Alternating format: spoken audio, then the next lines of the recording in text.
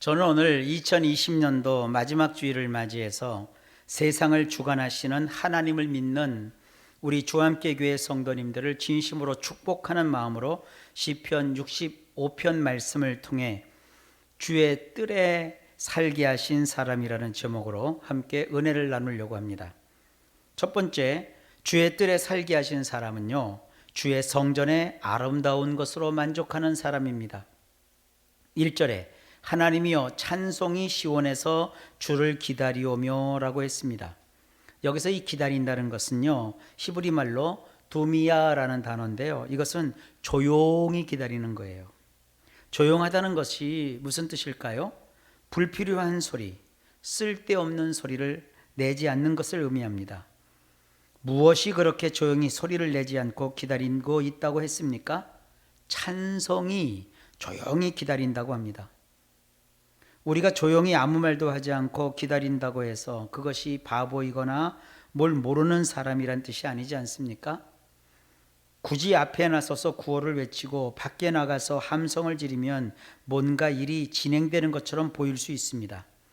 그러나 적어도 신앙에 있어서 아주 소중한 한 가지인 이 찬송이라는 것은요, 그 성질 자체가 사실은 크게 소리 지르고 외치는 것이거든요.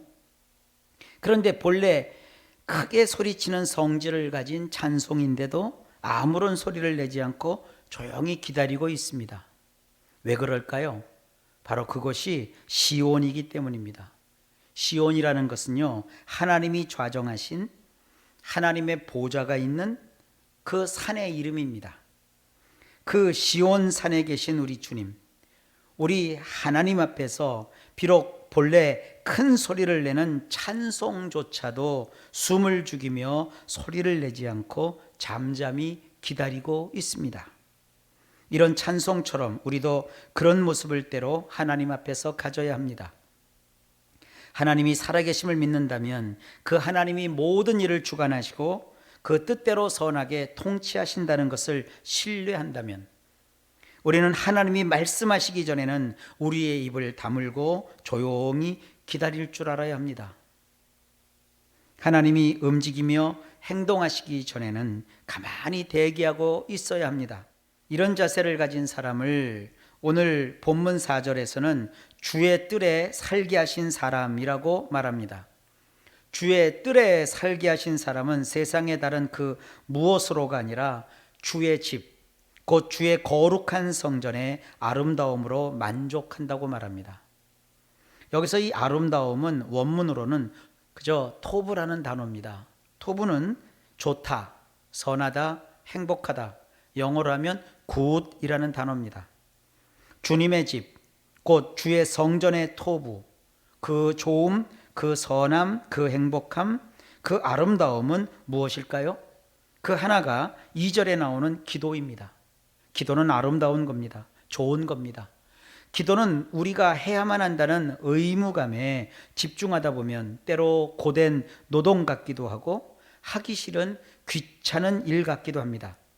말끝마다 누가 기도하자고 하면, 그리고 쉬지 말고 기도하라고 하면 별로 마음에 달갑지가 않을 수도 있습니다. 그런데 2절에서는 기도를 들으시는 주여라고 말합니다. 이것은 굉장히 놀라운 은혜입니다. 기도는 우리가 하는 것이기는 하지만 그 기도를 받으시는 하나님이 듣지 않거나 나는 그 기도 소리가 싫다라고 하시면 우리가 제 아무리 많은 시간을 공들여 기도해도 헛수고에 지나지 않습니다. 기도는 하는 것보다 그 기도를 받으시는, 그 기도를 들으시는 하나님이 더 중요한 거거든요. 그런데 하나님은 우리가 드리는 그 기도에 귀 기울여 들으신다고 말씀합니다. 그것이 참 아름답다, 그것이 정말 좋다라는 겁니다. 때로 푸념도 하고 기도하면서 원망도 하고 어렵고 힘들다고 하소연하는 것이 우리의 기도의 내용 거의 전부인데 하나님은 그것을 싫은 기색 하나 내지 않고 다 들으십니다. 이 듣는다고 번역한 단어도요, 샤마라는 시브리어인데요, 이것은 토시 하나 놓치지 않고 다 들으며 들을 때 그 소리만 듣는 것이 아니라 그 소리에 담긴 감정과 의도까지 하나씩 다 헤아려 이해하면서 듣는 그러한 종류의 경청을 의미합니다. 그리고 샤마라는 이 들음은요, 듣고서 뒤돌아서면 잊어버리는 것이 아니라 그 들은 내용을 고이고이 간직하는 그런 종류의 들음입니다. 우리의 작은 신음까지도 가볍게 흘려듣지 아니하시는 이 좋으신 하나님이 우리의 아빠 하나님이시라니, 이 얼마나 토부, 좋고 아름답고 행복한 일입니까? 그래서 우리가 기도할 때 마음의 아름다움으로 만족하게 되는 거예요. 또한 3절에서는 죄악이 나를 이겼사오니 우리의 허물을 주께서 사시리라 라고 적고 있습니다.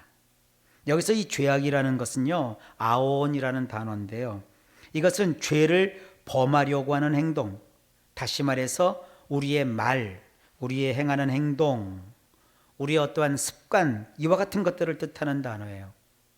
이런 죄된 모습이 나를 이겼다는 표현을 여기서 쓰고 있는데, 이것은요, 좀 착하게 살아보려고, 남과 좀 잘 지내보려고 애쓰며 노력하는 이 나보다도 이 죄된 모습이 더 강하여 결국 나로 하여금 자꾸 원치 않는 죄를 짓게 하고 하나님께 대하여 저항하거나 반발하거나 반역하게 하고 또 허물진 행동을 하게 되었다는 뜻입니다.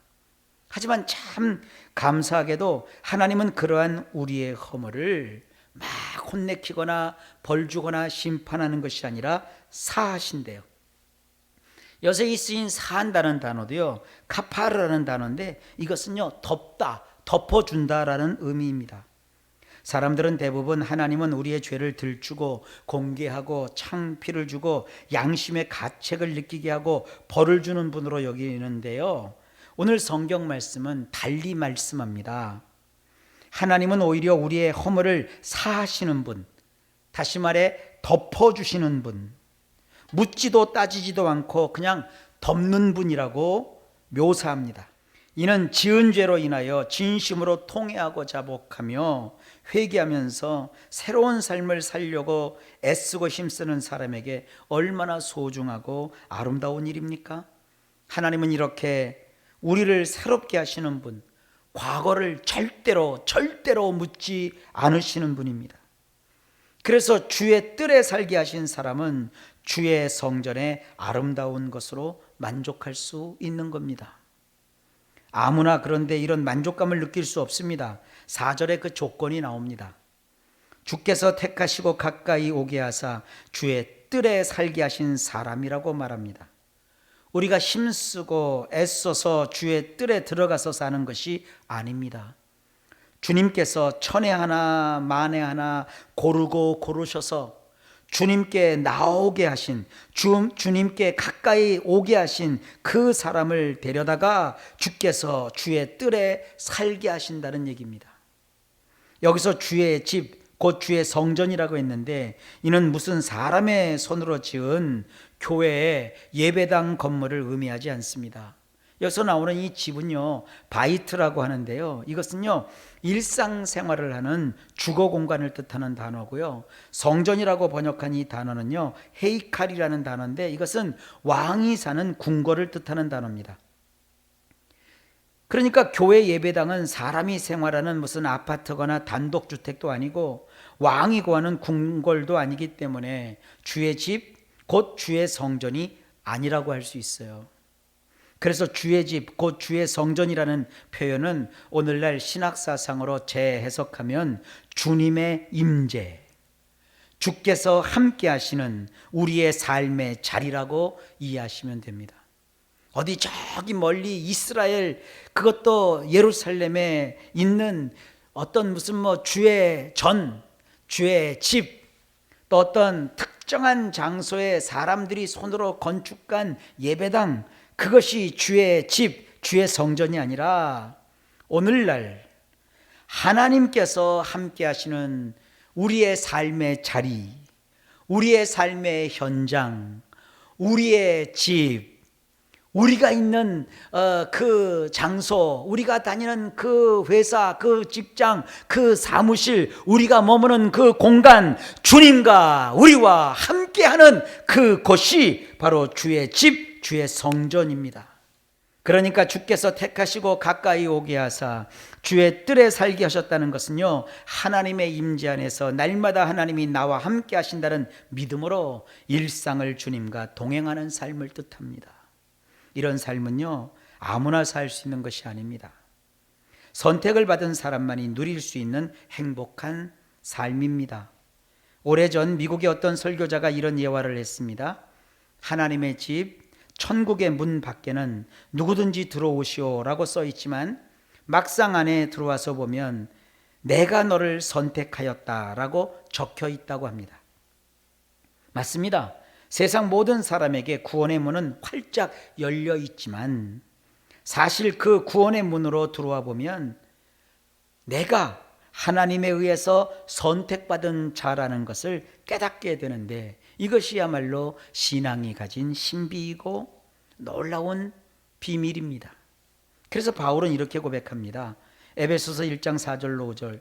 곧 창세전에 그리스도 안에서 우리를 택하사 우리로 사랑 안에서 그 앞에 거룩하고 흠이 없게 하시려고 그 기쁘신 뜻대로 우리를 예정하사 예수 그리스도로 말미암아 자기의 아들들이 되게 하셨으니. TV 예능 프로그램 중에 가면을 쓰고 나와서 노래를 한다든지 이름은 감추고 번호를 달고 나와서 노래를 한 다음에 시청자 투표나 심사위원회의 결정으로 선택을 받는 사람이 기쁨을 감추지 못하는 장면을 봅니다. 온 우주의 창조주이며 인간의 생사복을 주관하시는 하나님이 우리를 선택하셨다는 것, 그리고 선택하신 우리를 하나님의 뜰에 살게 하셨다는 것은 이 얼마나 좋고 행복하고 아름다운 일입니까? 우리가 예수님을 믿는 그리스도인으로 세상을 살아간다는 것은요, 참 행복한 일입니다. 그래서 지나온 올 1년 동안 비록 우리는 코로나19 감염증으로 여러 면에서 힘들고 어렵게 지내고 있지만 우리를 선택하신 하나님으로 인하여 그 어떤 상황과 환경에서도 아름다움으로 만족하는 사람, 이 시대를 사는 행복한 사람이라는 것을 잊지 마시기를 바랍니다.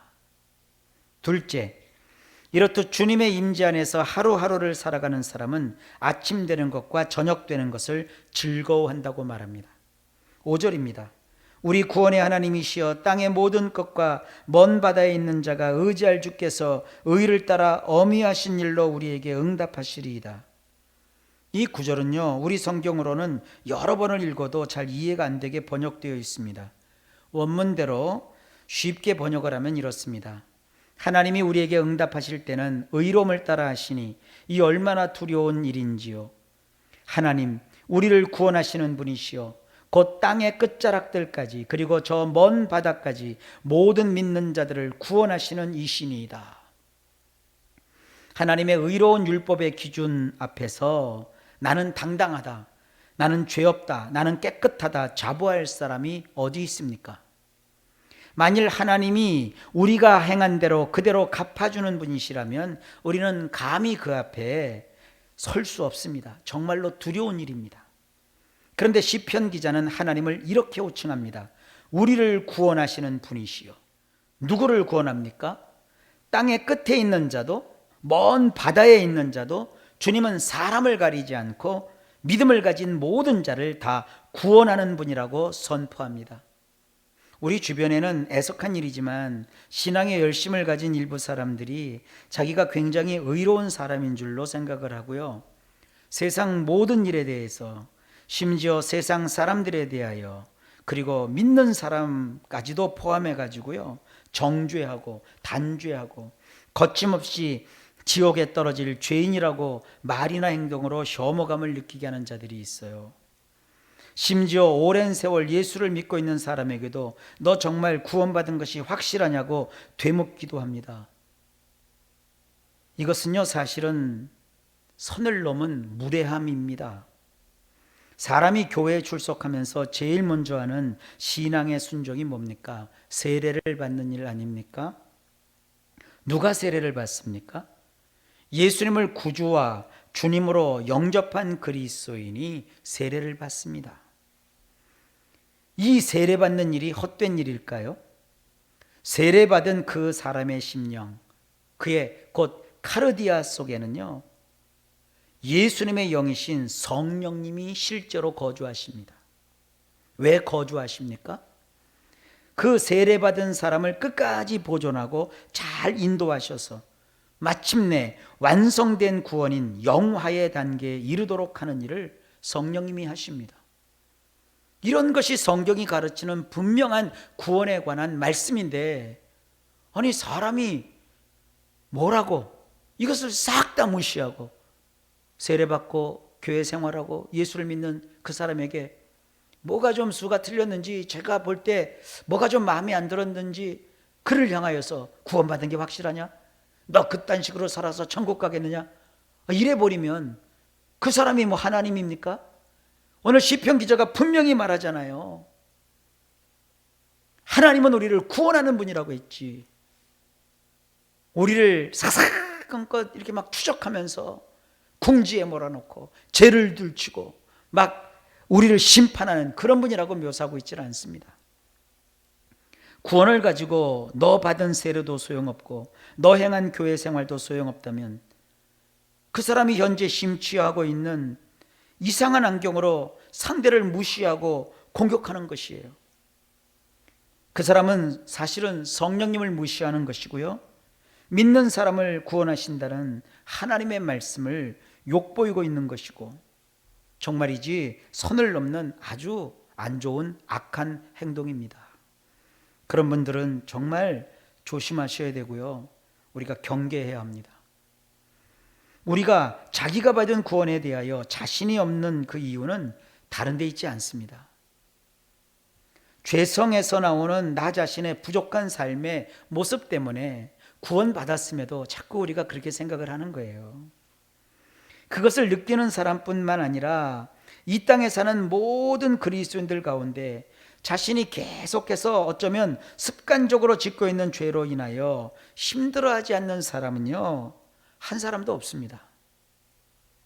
좀 격하게 말해서 예수를 믿는 사람은 죄를 과도하게 짓고 싶어도 못 짓습니다. 왜냐하면 그 안에 계신 성령님이 그가 죄를 막 계속 짓도록 그냥 두지 않습니다. 죄에 대하여 책망하는 일을 성령님이 하시기 때문입니다. 이 죄라고 하는 어떤 충동, 리비도가 본능적으로 강하게 올라올 때는 사람이 앞뒤 안 가리고 별별 악한 행동을 다 분출할 수 있어요. 그러다가도 성령께서 그 사람을 결국은 돌이켜 회개하게 만드십니다. 그러니 우리는 비록 민노라면서도 허랑방탕하거나 거침없이 악행을 행하는 사람이 혹시 있다 할지라도 오히려 더욱 간절하고 적극적으로 주님께 그 영혼을 불쌍히 여겨달라며 기도해야 합니다. 어떻게 해서든 선택한 우리를 구원하시는 하나님이 하시는 일을 시편 기자는 본문에 이렇게 열거합니다. 하나님은 산과 산맥을 만드셨습니다. 그래서 이렇게 표현해요. 주는 주의 힘으로 산을 세우시며 권능으로 띠를 띄우시며 그랬어요. 이 띠를 띄었다는 것은요, 산들끼리 연결된 산맥을 뜻하거든요. 이것은 뭐냐? 인간이 삶을 사는 삶의 터전을 하나님이 마련하셨다는 뜻이에요. 그 다음에 하나님은 바다의 설렘과 물결의 흔들림과 만민의 소요까지 진정하신대요. 이것은 무슨 뜻이냐면 인간사의 문제와 사건, 심지어 인간 사회의 모든 소란한 일들을 잔잔하게 하시는 분이라는 거예요. 이렇게 행하시는 하나님의 행동을 가리켜 8절에서는요, 징조라는 단어로 표현을 합니다. 그래서 이 징조라는 단어는요, 원문으로 하면 오트라는 단어인데, 이 오트는요, 현대말로 고치면은요, 신호등, 표지판, 상품권, 약속어음, 뭐 이런 정도로 번역할 수 있는 단어예요. 우리는 인간의 역사나 사회 현상이나 각종 사건이나 뉴스를 보면서 허둥지둥 되기도 하고요, 혼란스럽기도 하고, 지금같이 이런 그 코로나 바이러스가 창궐할 때는 이로 인해서 세상이 금방 무너질 것 같다고 여기기도 합니다. 그러나 땅과 하늘과 바다와 인간 세상에서 무슨 일이 벌어지면 우리는 하나님이 보내는 신호가 무엇인지, 하나님이 올려놓으신 알림 광고가 무엇인지, 하나님이 이루시려는 그 약속이 무엇인지 살피려는 지혜가 필요하고요. 그 의미를 잘 모를 때는요, 지혜를 달라고 하나님께 기도하면서 확답을 얻기까지 참고 기다려야 합니다. 그런 사람에게는 아침 되는 것과 저녁 되는 것을 즐거워하게 하신다고 오늘 본문이 말합니다. 이 한 해를, 이 시간 주께서 설교 시간을 통해서 주시는 이 신앙의 표지판, 이 신앙의 신호등을 보면서 성도님들 각자가 즐거움으로 잘 마무리하시기를 부탁합니다. 셋째, 결국 하나님은 우리로 하여금 인생살이에서 궁극적으로 즐거이 외치고 또 노래하는 사람이 되게 하실 일들을 실제로 벌이십니다. 오늘 성경 본문으로는 누구나 가지고 계신 성경으로 읽으시면 되고요. 이 시간에는 제가 시브리어 원문에서 직접 직역한 본문을 9절로부터 13절까지 읽어드리겠습니다. 잘 들어보세요. 당신이 땅에 관심을 가지고 계시기에 당신은 그것을 비옥하게 하시며 많은 것으로 풍성하게 하시나이다. 하나님이 내신 수로에 물들이 넘치게 하사 당신께서 곡식들을 제공하여 주시나이다. 실로 당신께서 이렇게 되게 하여 주신 것이니이다. 밭고랑이 수분을 머금게 하실 뿐 아니라 깊숙이 절개면까지 흘러내려가게 하사 흡족히 적게 하셔서 부드럽게 해주셨나이다. 그래서 싹이 나도록 복을 주셨나이다. 당신은 온 1년을 온통 당신의 좋은 것으로 뒤집어 씌워 놓으셨나이다. 당신이 지나가신 곳에서는 기름이 뚝뚝뚝 떨어지나이다. 황폐했던 초지에도 기름이 뚝뚝뚝 떨어지니 언덕들마다 기쁨으로 띠띠었나이다. 목초지마다 양들로 가득하게 뒤덮였고 골짜기들마다 곡식들로 넘쳐나니 저희가 기뻐서 소리를 지르며 또한 저희가 노래를 부르나이다. 성경은 슬픈 사람에게 억지로 웃으라고 하지 않습니다. 기뻐하는 사람에게 억지로 슬퍼하라고 하지 않습니다. 우리의 감정이나 현재 상황을 무시하라고 말하지 않습니다. 현재 우리는 대다수 슬프고 아프고 힘들고 우울합니다. 그렇지만 성경은 이렇게 말합니다. 로마서 12장 15절에 즐거워하는 자들과 함께 즐거워하고 우는 자들과 함께 울라. 억지로 울거나 웃지는 못해도 함께 즐거워하고 함께 울 수는 있습니다. 지금 이 어려운 때는 반드시 지나갑니다. 그때까지 하나님이 주님의 뜰에 거하게 하신 사람이 받아 누리는 하나님의 축복을 기억하면서 궁극적으로 우리로 즐거이 외치고 또 노래하는 사람이 되게 하실 주님을 바라보면서 한 해를 잘 마무리하시고 다가오는 새해를 맞이하는 우리 귀한 성도님들 되시기를 바랍니다.